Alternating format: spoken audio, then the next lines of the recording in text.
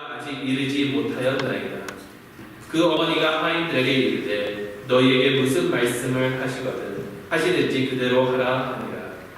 거기 유대인의 결례를 따라 두세 통 드는 돌 항아리 6이 놓여 있는지라. 예수께서 저희에게 이르시되 항아리에 물을 채우라 하신즉 아기까지 채우니 이제는 떠서 연회장에게 갖다 주라 하시매 갖다 주었더니 연회장은 물로 된 포도주를 맛보고 어디서 났는지 알지 못하되 물 또한 하인들은 알더라. 연회장이 신랑을 불러 말하되 사람마다 먼저 좋은 포도주를 내고 취한 후에 낮은 것을 내거늘 그대는 지금까지 좋은 포도주를 두었도다 합니다. 예수께서 이 처음 표적을 갈릴리 가나에서 행하여 그 영광을 나타내심에 제자들이 그를 믿으니라. 아멘. 하나님의 말씀입니다. 우리가 신앙생활을 하면서 염두에 두고 있으면 도움이 되는 것이 하나가 있습니다. 그것이 바로 교회력입니다. 근데 흔히 제가 생각할 때는 많은 성도님들이 저도 별로 생각하지 않으니까 교회력을 생각하지 않고 신앙생활을 하면서 넘어갈 때가 너무나도 많습니다. 근데 이 교회력을 알게 되면요, 그 교회력 안에서 하나님의 구속 사역과 하나님의 섭리에 대해서 저희가 알 수가 있습니다. 그리고 이 교회력에는 항상 거기에 따르는 색상이 있습니다. 보통 흰색, 빨간색, 녹색, 자주색으로 이렇게 색상이 되어 있는데 그 색상마저도 다 의미가 하나하나 있습니다. 그리고 또 한 가지만 더 말씀을 드린다면 여기에 또 성구집이라는 것이 있다고 합니다. 영어로는 렉셔널이라고 하는데요. 그 해당하는 주마다 함께 읽고 나누는 그 말씀, 그 본문 말씀이 정해져 있다는 것이고 또 많은 교회들이 그 성구집에 나와 있는 그 본문을 토대로 말씀을 전하고는 합니다. 우리 교회도 사실 앞에 제가 시편 교독문을 이렇게 함께 낭독을 하잖아요. 근데 그 교독문도 이 성구집에 나와 있는 그 교독문을 저희가 하는 것입니다. 그리고 또 이 성구집은 그 교회력에 따라서 이렇게 책정이 되어 있는 본문들이기 때문에 그 주마다 거기에 맞는 의미가 있는 그런 글들을 이렇게 선택을 했다라는 것이고 이 성구집을 만약에 따르고 우리가 같이 본다면 우리뿐만이 아니라 우리 교회뿐만이 아니라 이 세상에 있는 모든 교회들 이 성구집에 따른 모든 교회들과 한 마음 한 뜻으로 하나가 된다는 그런 의미 또한 있습니다. 여러분 사도신경도 사실 마찬가지입니다. 사도신경은 니게아 신조와 함께 공통으로 사용되는 그런 신앙 고백서입니다. 근데 여러분 이 사도신경을 할 때마다 우리가 단순히 그냥 사도신경하고 끝나는 것이 아니라 단순히 내가 무엇을 믿는지 고백하고 끝나는 것이 아니라 교회가 역사적으로 믿고 있는 것을 함께 고백하는 데 의미가 있다는 것입니다.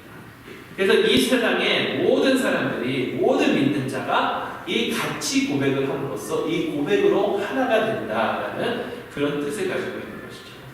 지금 세상 곳곳에서 예배를 드리고 예수를 구주로 시인하는 그런 사람들과 하나가 되는 것뿐만 아니라 시간을 초월해서 예수 그리스도를 믿고 하나님의 자녀가 된 모든 사람들과 하나가 되는 것을 의미하고 있습니다.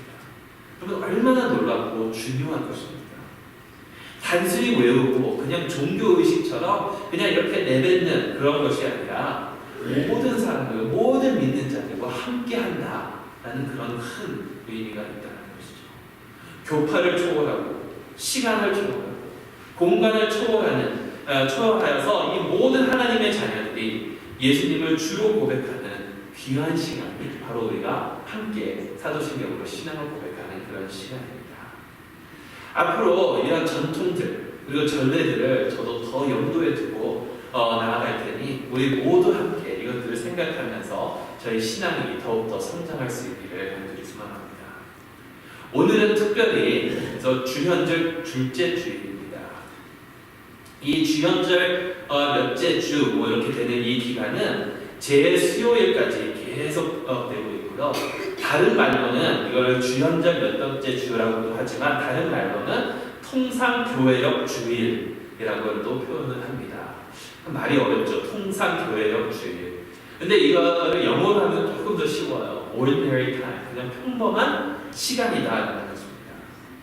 그러니까 특별한 것이 없는 그냥 놀몰한 그런 시간을 지금 보내고 있다는 것이죠. 우리가 흔히 교회를 생각한다면 대표적으로 대감절, 성탄절, 또 사순절, 부활절, 성령 강림주일 등을 이렇게 생각을 하게 됩니다. 그 절기들은 거기에 맞는 뭔가 특별한 것들이 있기 때문이라는 것이죠. 그래서 교회의 시작은 사실 대감절로부터 시작을 하거든요. 교회는 기다림으로부터 시작을 합니다. 앞으로 우리에게 오실 그 메시아를 기다림으로 대감절을 시작을 하게 되고 여러 가지 그런 절기들이 있습니다. 절기들을 다 하나하나 지금 설명을 드리지 않을 것이고 그 절기가 올 때 우리가 함께 생각을 이렇게 해보면 되겠죠. 그런데 우리가 흔히 생각하지 않는 그 절기, 그 시간이 바로 이 통상교회력 주일이라는 겁니다. 근데 이 평범한 이 주일도 너무나도 중요하다는 것입니다. 여기에 뭔가 특별한 것이 없습니다. 하지만 중요합니다. 그 이유는 왜 중요한가? 그 이유는 바로 이 시간은 우리가 신앙적으로 자라는 그런 시간이기 때문입니다. 여기에 맞는 그 절기 색깔이 녹색입니다. 녹색은 자라나는 것을 이렇게 뜻하고 있죠. 상징하는 것을 뜻하고 있습니다. 그와 마찬가지로 지금은 우리가 신앙적으로 계속해서 자라나는 그런 성장하는 그런 시간이라는 것입니다. 이 성장의 기간을 통해서 우리 신앙이 자라나며 하나님께 영광 돌리는 삶을 살아갈 수 있는 저와 여러분들이 될 수 있기를 바랍니다. 특히 지난주에 말씀드린 것처럼 우리가 이곳에서 하나님께서 저에게 맡겨주신 그 목적을 가지고 나아가면서 살아야 되는데 그 사역을 잘 감당할 수 있도록 계속해서 성장해 나아가는 그런 시간이 될 수 있기를 바랍니다. 여러분, 이 시간이 매우 중요합니다. 통상적인 이때에 잘 커가야 결정적인 때에 어떤 특별한 일이 있을 때 하나님께서 주신 큰 일을 감당할 수 있기 때문입니다. 오늘 오후 2시 40분에 여러분 뭐가 있는지 아세요? 몇몇 분들 끄덕끄덕 하시는데 덴버 브라운코스와 피츠버그 스틸러스의 경기가 있죠. 제가 스포츠를 굉장히 좋아하는데 한동안 정말 응원하기 싫은 그런 팀들이 연고로 있는 그런 지역에서 살았습니다. 제가 미식 축구 팀들 중에 제일 싫어하는 팀 두 개가 뉴잉글랜드 페이트리어츠하고 달러스 카우보이스거든요. 근데 이 두 팀을 정말 싫어하는데 보스턴에서 8년 살았고요. 어스틴에서 7년 반을 살았습니다. 근데 덴버는 존 엘웨이, 옛날에 존 엘웨이 시절 때부터 그래도 좋아했던 그런 팀입니다. 그래서 응원을 할 수 있을 것 같습니다. 야구팀이나 하키팀은 솔직히 잘 모르겠습니다. 더 좋아하는 팀들이 있기 때문에. 하지만 미식축구팀은 응원할 수 있습니다. 농구팀이야 워낙 못하니까 말할 가치도 없을 것 같고. 아무튼 스포츠에 대해서 말씀드리는 것은 여러분 스포츠를 이렇게 쭉 보다 보면 놀라운 장면들이 나오지 않습니까? 선수들이, 스타들이 놀라운 장면. 옛날에 그 마이클 조던이 하는 그런 슛들이나 야구로 따지면 은퇴했지만 뉴욕 양키스의 데렉 지거 같은 정말 자기 몸을 희생하면서까지 펼쳐지는 그런 놀라운 수비. 축구 좋아하시는 분들은 이제 유럽의 그 호날두 하면 그 무회전 프리킥 정말 찾는 거 너무 멋있습니다. 도저히 우리가 상상도 못하고 믿기 어려운 동작들을 이 사람들은 하고 있습니다. 근데 여러분 그런 모습을 보면서 우리는 감탄을 금치 못하는데 그런 모습들은 항상 이 사람들이, 이 선수들이 평상시 가장 근본적인 것을 중요시 생각하고 거기에 투자하기 때문이라는 것을 잘 아시죠. 농구 선수들이 그런 덩크슛이나 이런 것을 연습할 때 그냥 그런 것만 연습하는 것이 아니라 가장 기본적인 것, 가장 놀멀한 것, 가장 평범한 것들을 집중적으로 연습을 한다는 것입니다.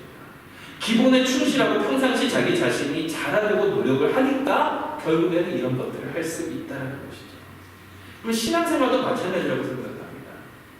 우리가 부흥회나 혹은 선교지에 가서 어떤 큰 절기나 행사 때 나의 이런 신앙을 정말 이렇게 잘 나타내려고 이렇게 보이는 것이 아니라 평상시 묵묵히 자기의 신앙을 키워 나가는 사람들만이 어려울 때나 큰 일이 있을 때 흔들리지 않고 그 믿음을 지킬 수 있다는 것이죠. 그래서 이 통상 교회력 이 기간을 통해서 우리 신앙이 계속해서 꾸준히 자라날 수 있기를 간절히 소원합니다. 오늘 이 통상 교회력 주일에 오늘 해당하는 말씀은 우리가 너무나도 잘 아는 예수님께서 물을 포도주로 변화시켜 주신 그 가나의 혼인잔치에 일어났던 사건의 이야기입니다. 앞으로는 제가 설교를 할 때 특히 2월달로 들어가면서 모든 걸 새로운 사역을 시작하면서 어떤 책을 정해서 강의 설교로 이렇게 해 나가려고 지금 생각을 하고 있는데, 근데 사이사이 이렇게 비는 주일들이 있잖아요. 뭐 이런 이유로 인해서 그럴 때는 성구집에 정해져 있는 그런 본문을 선택해서 이렇게 하려고 하고 있는데, 바로 오늘 이 통상교회력 주일 두 번째 그 주연들 두 번째 주일날 주신 말씀이 정해져 있는 말씀이 바로 오늘 저희가 읽은 그 말씀입니다. 네, 여러분 11절 말씀을 보면, 오늘 저희가 본 말씀 11절 말씀을 보면 이 사건은 예수님께서 행하신 첫 번째 표적이다라고 전하고 있습니다. 그러니까 결국에는 물론 이제 공간복음 마태, 마가, 누가와 이 요한이 전하는 이 복음서에는 차이가 조금 있습니다. 관점의 차이가 있지만 전체적으로 놓고 본다면 바로 오늘 이 사건이 어떻게 본다면 예수님이 하신 첫 번째 사역이다. 예수님이 하신 첫 번째 사역. 예수님께서 3년 반 정도의 짧은 공생의 기간에 사역을 하시는데 그 사역의 시작이 세례 요한으로부터 세례를 받고 시작을 하시잖아요. 그러면서 첫 번째 나타나는, 성경을 통해서 나타나는 그 사역이 바로 이 처음으로 이적을 행하신 이 가나의 혼인잔치에서 물을 포도주로 변화시킨 그 사건인데, 이 사건의 내용은 사실 너무나도 간단하고 우리가 너무나도 잘 아는 그런 내용입니다. 갈릴리 가나의 혼인잔치가 있었고 그곳에 예수님의 어머니, 예수님, 그리고 제자들이 초대를 받아서 참석하고 있었습니다. 그런데 잔치 도중에 포도주가 떨어지고 말았다는 겁니다. 우리가 생각할 때 그게 그리 큰 대수냐 이렇게 생각할 수도 있지만 포도주가 떨어졌다는 것은 너무나도 큰 사건입니다. 그 시대의 풍습에 의하면 결혼식은, 이 혼인잔치는 그냥 한 번 만나서 헤어지는 것이 아니라 이게 며칠간 계속되는 그런 잔치입니다. 여러 나라마다 좀 다른 그런 결혼 풍습들이 있죠. 한국에는 예식 중에 하객 대부분은 예식은 참석은 안 하고 가서 밥만 먹고 부조만 내고 그렇게 가시더라고요. 미국은 끝까지 하객들이 남아서 끝까지 다 참석을 하는데 그렇다 하더라도 반나절이면 끝납니다. 근데 이스라엘 이 시대에는 이게 며칠간 계속됐다고 합니다. 근데 이 며칠간 계속되는 이 혼인잔치에 반드시 있어야 될 것이 있는데 그것이 바로 포도주라고 합니다. 랍비들의 가르침에 따르면 포도주가 없는 곳에는 기쁨이 없다라고 이렇게 얘기를 할 정도로 포도주는 중요합니다. 그래서 이 잔치를 여는 이 주최 측은 포도주를 넉넉히 준비해야 되고, 그것뿐만 아니라 내가 하객으로 그 잔치에 참석을 한다면 포도주를 가지고 가는 것이 예의라는 것입니다. 그거 만약에 잔치 도중에 포도주가 떨어진다면 그 주최 측이 소송을 당할 수도 있을 정도로 포도주는 아주 중요한 것입니다. 이런 상황에서 예수님의 어머니는 예수님에게 포도주가 떨어진 사실을 이야기합니다. 그리고 예수님은 자기 자신의 시간이 아직은 아니라고 말씀을 하시지만 예수님의 그 어머니께서 하인들에게 예수의 말을 들으라라고 이렇게 했을 때에 예수님께서는 항아리 물을 가득 채우고 그것을 가지고 연회장에게 가져다 주라. 그리고 그 물은 포도주로 변했고 제자들은 이 사건으로 말미암아 예수님을 믿었다라고 말씀을 전하고 있죠. 여러분, 이 짧은 11절의 그 사건의 기록 안에 예수님께서 앞으로 감당하실 전체의 그 사역의 내용이 담겨져 있다는 것입니다. 예수님께서 첫 사역을 이렇게 행하시면서 앞으로 하실 예수님의 모든 사역을 미리 보여주고 계신다는 것이죠. 예수님의 사역의 목적도 보여주고 계시는데 그 예수님의 사역의 목적은 바로 자기 자신의 영광을 나타내는 데 있다는 것입니다. 사도 요한은 이 사건을 기록하면서 1장 이 요한복음 2장의 이 사건을 기록하면서 1장의 내용과 연관을 시키고 있습니다.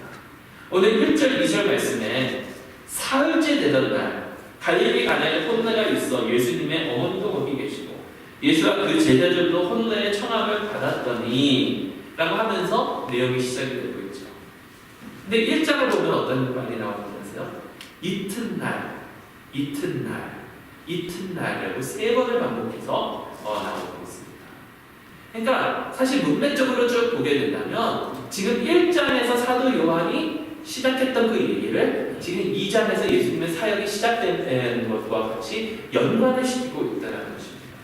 정확히 어떻게 사흘째 되는 날이라서 이게 무슨 요일이다 무슨 날이라라고 우리가 정확히는 알 수가 없지만 이런 같은 내용을 쓰는 것을 보아서 1장과 연결되고 있는 어느 한 날임이 분명하다는 것이죠. 그렇다면 1장에 어떤 내용들이 나옵니까? 몇 주 전에 작년 마지막 주일이죠. 피목사님께서 1장의 한 부분을 이렇게 소개해 주셨는데 그 말씀이 오늘과 연관이 되어 있다는 것이죠. 태초부터 계셨던 하나님의 말씀, 그 로고스, 바로 예수 그리스도께서 육신이 되시고 사람들 가운데 거하시는데 그의 영광을 보여주고 계신다라고 1장은 전하고 있습니다. 1장 14절 말씀에 말씀이 육신이 되어 우리 가운데 거하시네 우리가 그의 영광을 보니 아버지의 독생자의 영광이요 은혜와 진리가 충만하더라. 예수님의 영광, 이 영광에 요한복음의 모든 초점이 맞춰져 있다. 지금 가나의 혼인 잔치에서 일어난 그 사건의 목적은 예수님의 영광을 서서히 이 세상에 나타내고 있다는 것입니다. 예수님이 영광이 나타내는 시작이라는 것이죠. 앞으로 예수님은 자기 자신의 영광을 위해서 그리고 그것을 통해서 하나님의 영광을 위해서 모든 사역을 펼치실 거라는 것이죠. 가나의 혼인잔치에 일어난 이 기적의 사건을 표적 혹은 이적이라고 이야기합니다. 결국 이 말은 이 사건은 무언가를 가르치고 있다는 것이죠. 기적은 그 기적으로 의미가 있는 것이 아니라 그 기적이 가르치고 있는 그것이 중요하다는 거죠. 여기서 일어난 이 기적, 물이 포도주로 바뀌어지는 이 기적이 가르치고 있는 것은 무엇이냐면 바로 예수님의 영광이라는 것이죠. 이 영광은 1장 14절에 기록된 것처럼 하나님의 독생자의 영광, 하나님의 선택받은 자의 영광이라는 것입니다. 이 예수님의 영광에 관련된 내용이 또 한 가지가 있는데 바로 예수님이 말씀하신 때라는 것입니다. 예수님의 어머니께서 예수님께 포도주가 떨어진 사실을 알리자 예수님은 이와 같이 대답을 합니다. 4절 말씀에 여자여 나와 무슨 상관이 있나이까 내 때가 아직 이르지 아니하였나이다. 이제 자녀를 가지고 계신 어머님들, 만일 여러분의 자녀가 여러분께 여자여라고 하시겠습니까? 근데 많은 학자들이 이 여자여 이 단어가 결코 버릇이 없음이 아니라 굉장히 존중해주고 있는 그런 것을 알려주려고 많은 노력을 펼치고 있는데 그것보다 더 중요한 것, 더 관심 있게 봐야 되는 내용은 거기에 나오는 나와 지금 이게 무슨 상관이 있나니까 내 때가 아직 이르지 아니하였나이다라는 그것이라는 것이죠. 나와 무슨 상관이 있나이까. 그러면 이 말씀은 구약에 한 5번 정도 나오죠. 신약에 다른 곳에 한 4번 정도 나옵니다. 구약에는 보통 어떻게 나오냐면 사이가 좋지 않은 그런 사람들끼리 내가 지금 하고 있는 이 일이 너와 무슨 상관이 있냐? 나는 지금 이것을 할 건데 너랑은 상관이 없다. 그러니까 가만둬라. 이런 식으로 사용이 되는데 예를 들면 애굽의 바로가 올라와서 북이스라엘을 치려고 할 때 요시야 왕이 이렇게 대적하러 나옵니다. 그러니까 바로가 하는 말이 요시야 나는 너랑 이 전쟁은 너랑 상관이 없다. 난 유다와 상관이 없고 북이스라엘과 상관이 있는 거니까 가라. 근데 요시야 왕이 듣지 않고 대적을 하다 거기서 활에 맞아서 죽음을 당하는 그런 사건이 있는데 거기에 바로 이 내용이 나왔다는 것이죠. 그리고 또 신약에서는 어떻게 쓰여지냐면 신약에서는 오늘 이 말씀 빼놓고 다른 예군대에는 다 이 말을 누가 했냐면 마귀들이 했다라는 거예요. 귀신 들린 자, 마귀 들린 자를 예수님께서 그 마귀와 귀신을 쫓아내실 때에 그 마귀들이 예수님 나와 무슨 상관이 있길래 예수님이 나랑 무슨 상관이 있길래 나를 지금 괴롭히고 있습니까? 라고 전했다는 그런 내용이죠. 결국 이 말의 뜻은 무엇이냐면 지금 나에게 요구하고 있는 그것을 아예 거절해버리거나 아니면 나는 별 상관이 없으니까 나는 이것과 멀리 있을 것이다 라는 그러한 뉘앙스를 전하고 있다는 것이죠. 여러분 왜 예수님께서 이 말을 하셨을까요? 왜 마리아에게 지금 이 포도주가 떨어진 것은 나랑 상관이 없다라고 말씀을 하셨을까요? 그리고 바로 이어서 예수님께서 또 하시는 말씀이 내 때가 아직 이르지 아니하였다라고 말씀하시는데 왜 이렇게 말씀을 하셨을까요? 그 이유는 바로 여기 있다. 예수님의 사역은 예수님께서 하시는 그 모든 사역은 우리의 뜻과 우리의 필요에 따라서 움직여지는 것이 아니라 오직 하나님의 계획과 하나님의 때에 따라서 움직여지고 있다는 것입니다. 예수님의 어머니도 아니 그 혼인잔치의 연회장이나 신랑 신부도 아니고 그 어떠한 상황도 아니고 어떠한 필요에 따라서도 아니고 오직 예수님의 사역은 하나님의 뜻대로 하나님의 때에만 이루어지고 있다는 것이죠. 예수님의 때, 예수님께서 말씀하고 있는 그 때는 무엇을 뜻하고 있습니까? 앞으로 요한복음을 쭉 보게 된다면 그 때가 여러 번 나옵니다. 아직 내 때가 있잖아요. 내 때가 있죠. 그 예수님의 때는 바로 예수님께서 이 땅에 오신 근본적인 그 이유가 이루어지고 있는 근본적인 사역이 이루어지고 있는 바로 그 시간을 뜻하고 있는데 그 시간은 바로 십자가의 시간이라는 것이죠. 바로 예수님의 죽음과 부활 그리고 그 하늘의 승천이 이루어지는 그 시간이 바로 예수님의 때고 예수님의 모든 사역은 그 시간을 향해서 지금 나아가고 있다는 것입니다. 그러니까 예수님께서 하시는 모든 사역은 그 사역만 보고 그 기적만 보고 그것을 이해하는 것이 아니라 바로 십자가를 중심에 놓고 그 십자가를 통해서 풀이하고 봐야 된다는 것이죠. 하지만 예수님께서는 이렇게 말씀하시면서 물을 포도주로 바꾸는 그런 역사를 보여주셨죠. 이것은 단순히 물을 포도주로 바꾸는 것을 끝나는 것이 아니라 이것을 행하심으로써 십자가에서 이루어지는 일을 이 사람들로 하여금 미리 맛보게 하시고 계신다는 것입니다. 예수님께서 하인들에게 돌 하나님 물을 채우라 라고 명령을 하셨습니다. 하인들이 아귀까지 채우니 그것을 연회장에게 가져다 주라. 그리고 물로 된 포도주를 맛보고 연회장은 놀랐다는 거예요. 너무나도 맛있는 이 사건을 여러분 십자가를 놓고 십자가를 중심으로 풀이하면 어떻게 됩니까? 먼저 여기에 나와 있는 이 돌 항아리 6개 6절 말씀에 유대인의 정결 예식을 따라 두세 통 드는 돌 항아리 6 이렇게 기록되어 있는데요. 유대인의 정결 예식이 무엇입니까? 구약에 나와 있는 그 율법대로 어떤 예식을 하기 전에 먼저 자기 몸을 씻어서 깨끗하게 하기 위해서 사용되고 있었던 그런 항아리입니다. 그런 항아리 속에서 물이 포도주가 되어서 나왔다는 것이죠.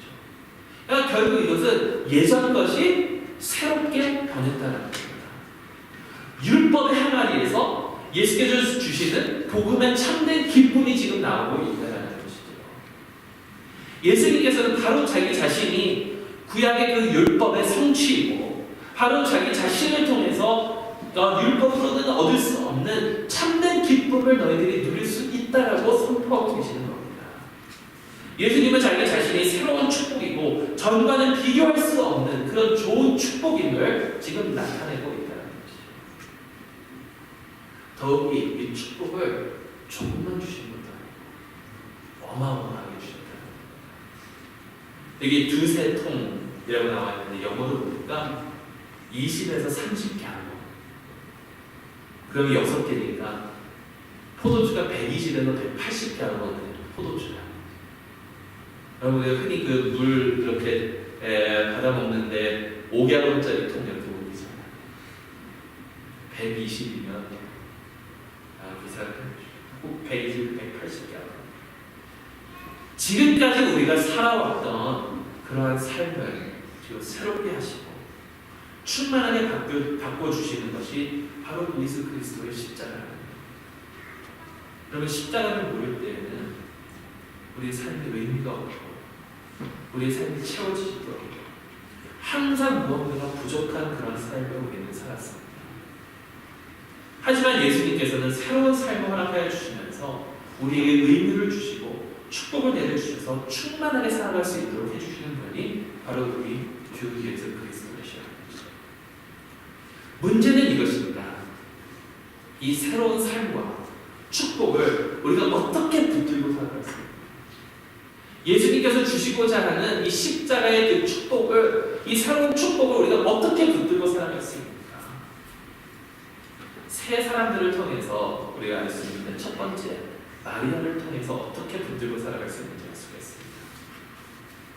요한복음을 쭉 읽다 보면 이름이 나오지 않는 사람 둘이 있습니다.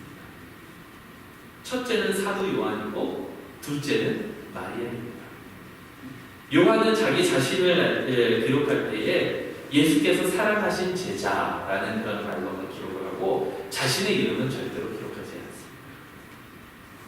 마리아, 예수님의 어머니인 마리아도 예수님의 어머니라고만 사도 요한이 기록을 하지 마리아라는 이름이 요한복음에는 나오지 않는 것을 봅니다. 저는 왜 그렇다고 보냐면 저는 이것은 이 두 사람의 겸손함을 표현하고 있다고 생각합니다. 그럼 마리아는 너무나도 겸손했던 그런 사람입니다. 특히 누가복음에 보면 예수님을 이제 잉태하게 된다는 그 소식을 천사로부터 듣지 않습니까? 그 예언의 말씀에 무조건 순종함을, 겸손하게 순종함을 우리는 볼 수가 있습니다. 요한복음 1장 38절에 마리아가 이르되 주의 여종이오니 말씀대로 내게 이루어지리라. 오늘 본문을 봐도 사실 오늘 본문을 보면 잘못 이해하면 마리아가 그렇게 겸손하지 않은 것처럼 보입니다. 나서서 예수님에게 이렇게 해라 저렇게 해라 지시하는 것처럼 보이는데 사실 더 자세히 보면 예수님께 지금 상황을 설명하고 있대 그 상황에 대해서 예수님께 어떻게 해라라고 지시는 하지 않는 것을 봅니다. 결국 뭐냐면 상황은 지금 알고 있지만 모든 것을 예수님께 맡기고 있다는 것이죠. 예수님께서 자기의 때가 아니라고 말씀하신 그 이후에도 하인들에게 예수의 말을 들으라라고 이야기는 하지만 부탁만 하지만 예수님께 어떻게 하실지 예수님께 어떻게 해라라고 전혀 관여하고 있지 않는다는 것이죠. 상황을 알고 있지만 모든 것을 주님께 맡기는 그런 믿음을 마리아는 가지고 있어야 합니다. 이런 믿음이 우리에게 필요한 믿음이 아닐까 생각합니다. 여러분 우리는 흔히 우리 뜻대로 하나님께 아닙니다. 우리의 상황을 알면서 우리 상황이 이러니까 하나님 이러이러하게 해주십시오라고 하면서 우리의 뜻을 하나님께 전달하고 하나님께서 꼭 우리의 뜻대로 들어줘야 되는 것을 기대합니다. 근데 그렇게 기도하면 사실 솔직히 너무 찔리잖아요. 내 뜻대로. 그러니까 끝에 뭐라고 더 하냐면 내 뜻대로 마옵시고 하나님 뜻대로 주옵소서. 이것도 더하기는 하는데 내 뜻대로 아니야 들어주시고 하나님 뜻대로 하시면 하나님께 불평하고 원망하고 우리 자신이죠. 근데 여러분 마리아는 전적으로 예수님께 맡긴 사람입니다. 그 상황을 해결하고 해결하지 않고는 예수님께 달린 겁니다. 우리가 처한 상황을 어떻게 이끌어 나가실지는 전적으로 주님께 맡기는 그런 믿음이 우리에게 필요하다. 또 둘째, 우리는 하인들을 통해서 알 수가 있습니다. 그럼 하인들은 어떻습니까? 그들은 순종했습니다. 제가 여기 이제 이력서를 넣고 PRF를 보내고 그러는 와중에 청빙위원님께서 설교를 보내달라 해서 보내드렸던 설교 중 하나가 사실 오늘 그 본문 내용의 그런 설교였습니다. 근데 그 설교 내용은 사실 하인들의 그 순종에 초점을 많이 맞췄는데, 여러분, 이들이 순종을 했기 때문에 그 기쁨의 순간이 있었다는 사실을 아시기 바랍니다. 이해도 안 되고 힘든 상황입니다. 예수님께서 하신 명령은 결코 순종하기 쉬운 게 아니었어요. 왜? 여러분, 120갤론에서 180갤론 정도의 물을 채운다고 생각해 보십시오. 연습 많으신 분들은 혹시 예전에 집에 수도나 이런 게 없어도 물을 어디 길러 나가셨던 분들이 계신지 모르겠지만 120갤론에서 180갤론 집 안에 있는 것도 아니고 우물에 나가서 그것을 길러다가 채워놨습니다. 하지만 그들은 순종했습니다. 그 물을 떠다가 연회장에게 주라. 아니, 물을 갖다 줘서 무슨 욕을 얻으려고. 근데 그들은 순종했습니다. 그 순종의 결과는 놀라운 축복, 그 중심에 그들이 서 있었다는 것이죠. 그리고 또 마지막으로 여러분, 제자들을 통해서도 알 수 있다는 생각합니다. 오늘 말씀 사실 이 사건이 일어나고 있는 이 와중에 제자들이 어디에 있는지, 어떻게 이 사건에 관여를 하고 있는지 기록되어 있지는 않습니다. 하지만 아마도 제자들은 예수님 곁에서 예수님께서 하시고 있는 그 모든 일들을 관찰하고 있었을 것입니다. 그렇기 때문에 이 사건이 일어난 이후에 요한은 제자들이 예수님을 믿기 시작했다고 이렇게 기록을 한 것이죠. 그들은 예수님 곁에서 예수님께서 하시는 말씀을 들었을 것이고, 하인들이 하는 그 순종을 보았을 것이고, 물이 포도주로 변하고 있는 그 모든 과정을 지켜보았을 것입니다. 그 결과 이들은 예수님을 믿게 되었다는 것이죠. 결국 무엇입니까? 모든 것을 주님께 맡기고 주님의 말씀에 순종하고 주님과 늘 함께 동행하는 그런 자들만이 새로운 축복의 주인이 된다는 것이죠. 여러분, 연회장이나 신랑 신부나 혹은 혼인잔치에 참석하고 있었던 이 많은 이 하객들은 축복의 그 베네핏을 누렸습니다. 그 포도주를 꽉 왔습니다. 하지만 그 축복의 그 베네핏이 예수님과의 관계로 이어지지는 않았다. 오늘날 많은 사람들이 교회를 통해서 혜택과 축복을 누리고 살아가고 있죠.